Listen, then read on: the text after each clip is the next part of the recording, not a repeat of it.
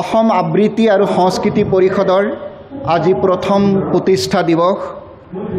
এই প্ৰতিষ্ঠা দিৱস সমগ্ৰ অসমৰ প্ৰতিখন জিলাৰ লগতে আমাৰ দক্ষিণ হালমাৰা মানকাছৰ জিলাতো দক্ষিণ হালমাৰা মানকাছৰ জিলা সমিতিৰ উদ্যোগত তথা জ্ঞান বিকাশ একাডেমীৰ সহযোগত আমি প্ৰতিষ্ঠা দিৱস উদযাপন কৰিলোঁ।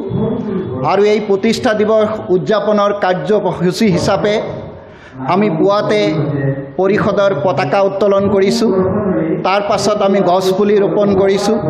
গছপুলি ৰোপণৰ পাছতে আমি আনুষ্ঠানিকভাৱে বন্তি প্ৰজ্বলনেৰে আজিৰ কাৰ্যসূচী আৰম্ভ কৰিছোঁ।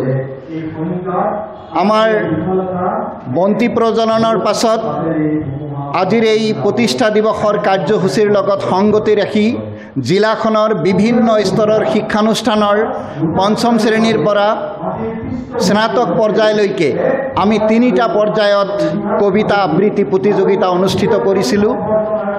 ক শাখা পঞ্চম শ্ৰেণীৰ পৰা সপ্তম শ্ৰেণীলৈ, খ শাখা অষ্টম শ্ৰেণীৰ পৰা দশম শ্ৰেণীলৈ আৰু গ শাখা একাদশ শ্ৰেণীৰ পৰা স্নাতক পৰ্যায়লৈ আমি 3টা পৰ্যায়তে জিলাভিত্তিক কবিতা আবৃত্তি প্ৰতিযোগিতা ইতিমধ্যে অনুষ্ঠিত কৰিলোঁ। তাৰ পাছত আমাৰ আজিৰ কাৰ্যসূচী আছিল মূল কাৰ্যসূচী বিশেষ বক্তৃতানুষ্ঠান আৰু মুকলি সভা। বিশেষ বক্তৃতানুষ্ঠানৰ বিষয় আছিল কবিতা আবৃত্তি এক নান্দনিক পৰিৱেশ কলা। এই মুকলি সভাত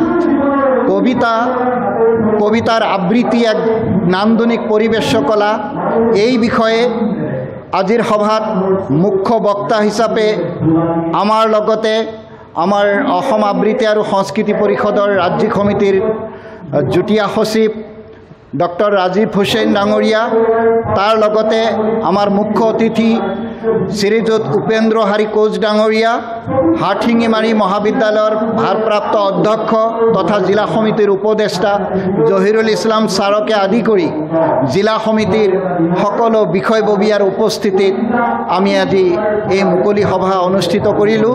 আৰু সৰ্বশেষত বঁটা বিতৰণী সভা আছিলে। আমি কণমানি শিক্ষাৰ্থীসকল যিসকল আবৃত্তি প্ৰতিযোগিতাত সফলতা লাভ কৰিছে তেওঁলোকক বঁটাৰ লগতে প্ৰমাণ পত্ৰ দিয়া হৈছে আৰু যিসকলে এই প্ৰতিযোগিতাত অংশগ্ৰহণকাৰী আছিল সকলোকে তেওঁলোকক অনুপ্ৰেৰণা হিচাপে এখনকৈ প্ৰমাণ পত্ৰ দিয়াৰ ব্যৱস্থা কৰা হৈছে। ইতিমধ্যে গোটেই অসমৰ প্ৰতিখন জিলাতেই জিলা সমিতি আৰু জিলাৰ অন্তৰ্গত শাখা সমিতি গঠিত হৈছে। আজি অসম আবৃত্তি পৰিষদৰ প্ৰথম প্ৰতিষ্ঠা দিৱস। এই প্ৰতিষ্ঠা দিৱসৰ শুভক্ষণত মই প্ৰথমতে অসম আবৃত্তি আৰু সংস্কৃতি পৰিষদৰ মই উত্তৰোত্তৰ শ্ৰীবৃদ্ধি কামনা কৰিছোঁ।